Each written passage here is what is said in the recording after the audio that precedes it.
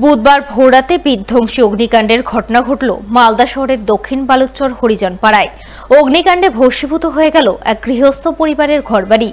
অগ্নিকাণ্ডে ক্ষতিগ্রস্ত হলো পাশের আরও দুটো বাড়ি।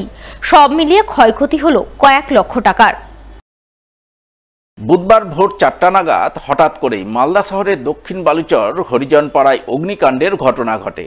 এলাকার বাসিন্দা লক্ষণ ডোমের বাড়িতে দাউ দাউ করে আগুন জ্বলে ওঠে। পরিবারের সদস্যরা ধরপড় করে ঘুম থেকে উঠে কোনো রকমে এক ছুটে ঘর থেকে বাইরে বেরিয়ে প্রাণ রক্ষা করেন, কিন্তু প্রাণ রক্ষা পেলেও আগুনে গোটা বাড়ি পুড়ে ছারখার হয়ে যায়। ঘরের আসবাবপত্র, বিছানাপত্র, পোশাক আশাক, নগদ টাকা কড়ি সমস্ত কিছুই আগুনের গ্রাসে চলে যায়। আগুনের লেলিহান শিখা পাশের দুটি বাড়িতেও ছড়িয়ে পড়ে, ফলে ওই দুটি বাড়িতেও কিছু ক্ষয়ক্ষতি হয়। প্রথমে স্থানীয়রা জল ঢেলে আগুন নেভানোর চেষ্টা করেন, পরে দমকলের একটি ইঞ্জিন ঘটনাস্থলে গিয়ে আগুন পুরোপুরি নিয়ন্ত্রণে আনে। তবে আগুন নিয়ন্ত্রণে আসলেও লক্ষণ ডোমের পরিবার ভয়াবহ অগ্নিকাণ্ডে কার্যত সর্বশান্ত হয়ে পড়ে। তাই পরিবারের সদস্যরা সরকারি সাহায্য সহযোগিতার জন্য করুণ আবেদন জানান।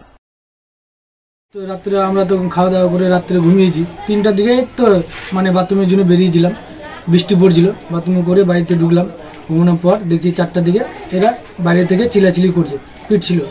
তখন বেরিয়ে দেখছি কি আগুন লেগে আছে বাড়িতে আমার।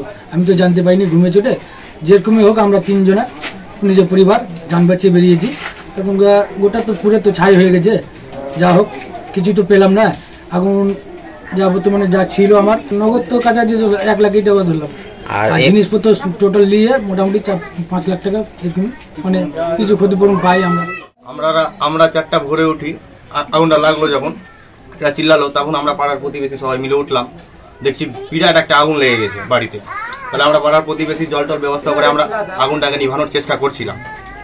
যাই হোক নিভানোর চেষ্টা করছিলাম, নিভতে নিভতে একটু টাইম লেগে গেছে, নিভেনি। তখন দমকল এসে ওনারা চেষ্টা করে নিভানোর।